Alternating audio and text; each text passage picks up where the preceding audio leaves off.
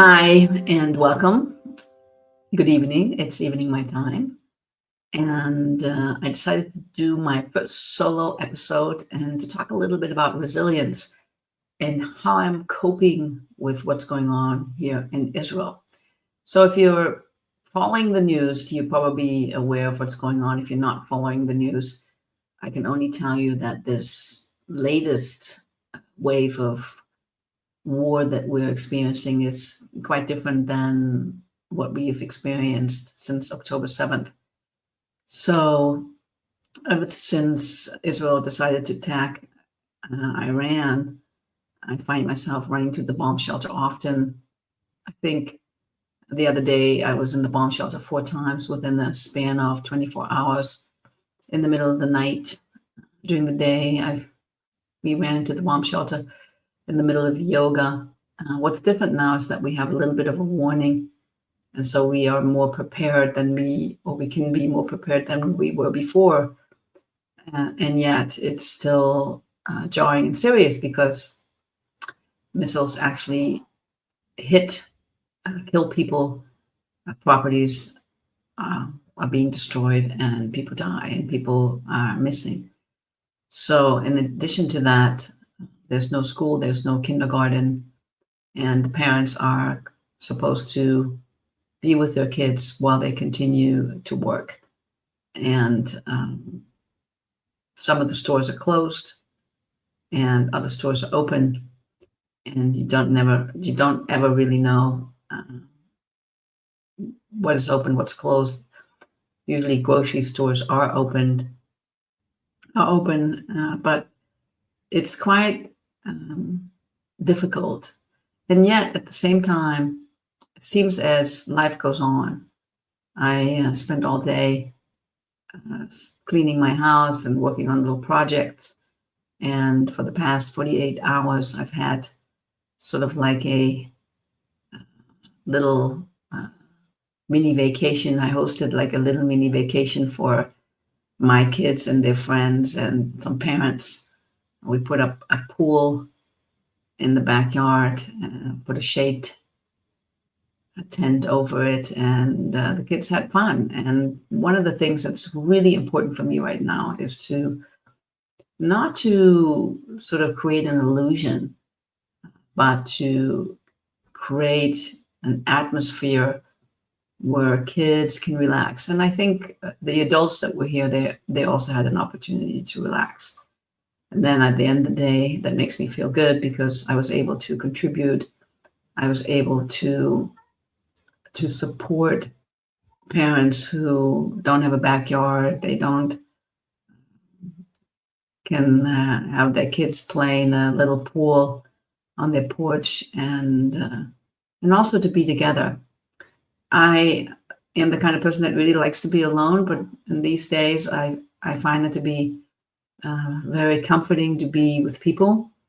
And I live in a small house, sort of in a village, and my safe room, my shelters at the neighbors. So I can't tell you how many times we have all sat in the bunker in our pajamas at 2 a.m. or 4 a.m. or really tired, and just sort of making do with what we have to deal with.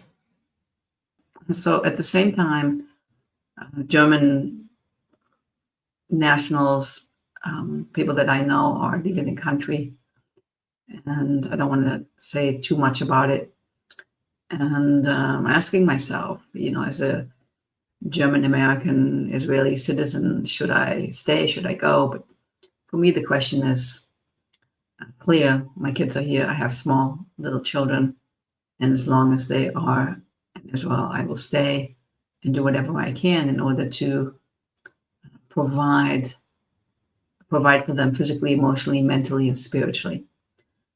So how do I deal with the situation? How can we stay resilient? And so if you are also here in Israel and you're listening and watching this, you know what I'm talking about. And what's important for me to say is that resilience looks different for each and every one of us.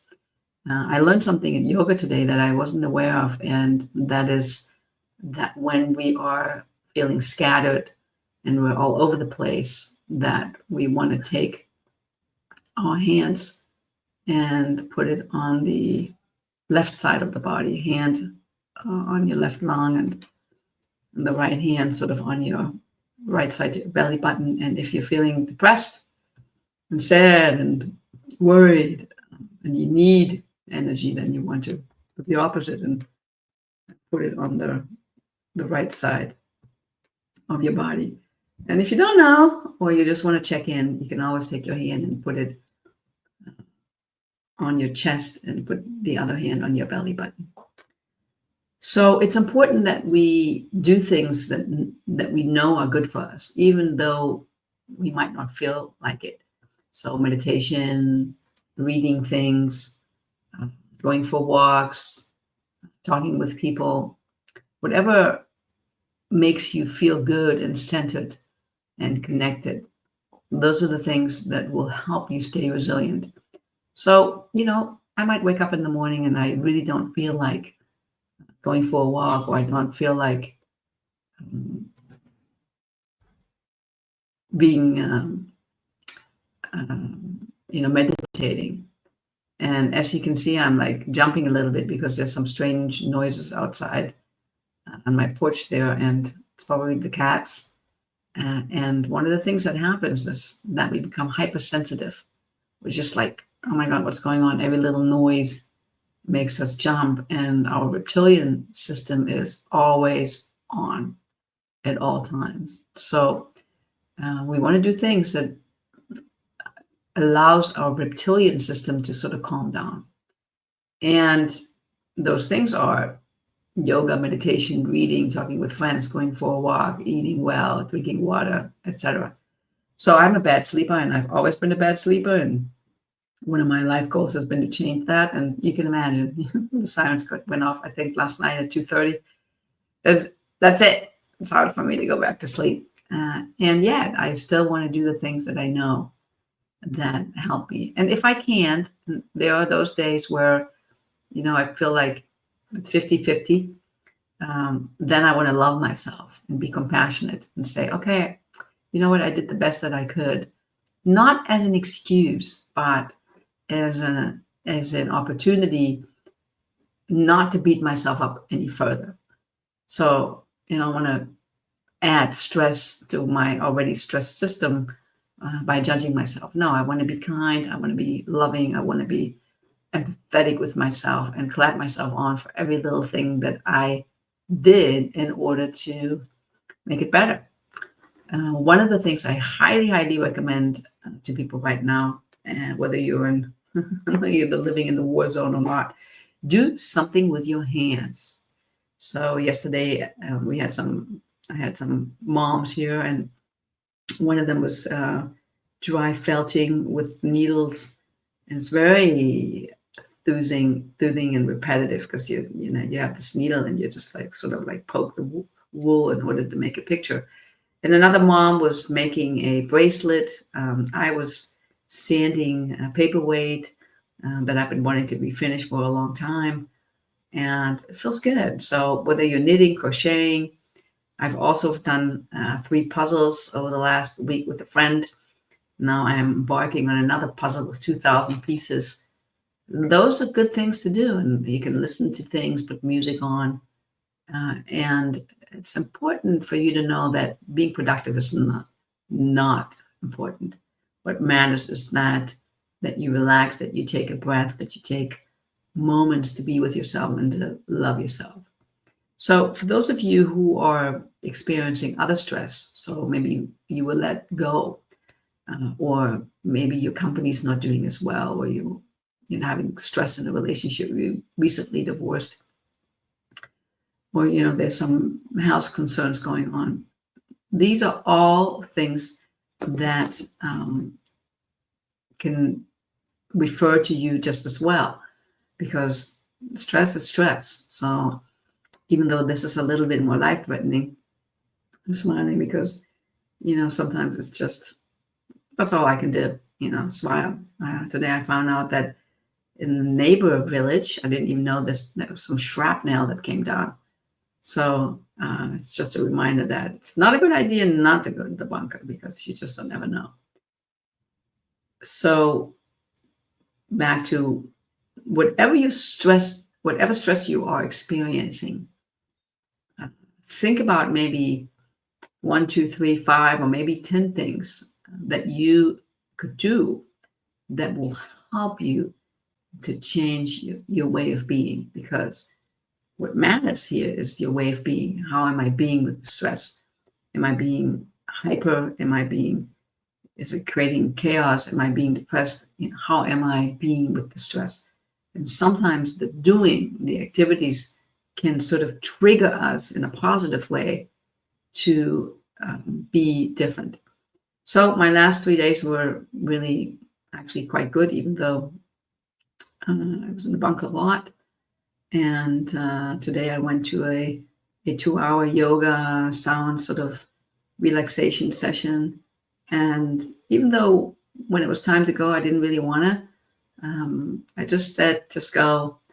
And it was, of course, very nice and relaxing and wonderful. And it was great to see people. And it gave me the inspiration and the power to then come on and do this very short solo episode on resilience.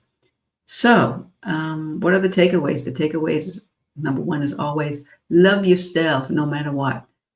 Even if you find that you are not at all where you want to be and not at all doing what you want to do, love yourself. It's okay. We don't want to add any more crap, pain, or suffering to what you're already experiencing. And then number two second takeaway would be, what small little things can I do that could possibly trigger me to experience these circumstances differently. And number three then would be, think about the long-term plans and goals. Set your sight on something that makes you feel good, even though in the moment you might feel like you can't control things and you're out of control, but you can still think about it. In our fantasy, we can always win. So create your fantasy in such a way that you can win. With that, I am leaving you for tonight. I thank you for listening and take good care. Bye-bye.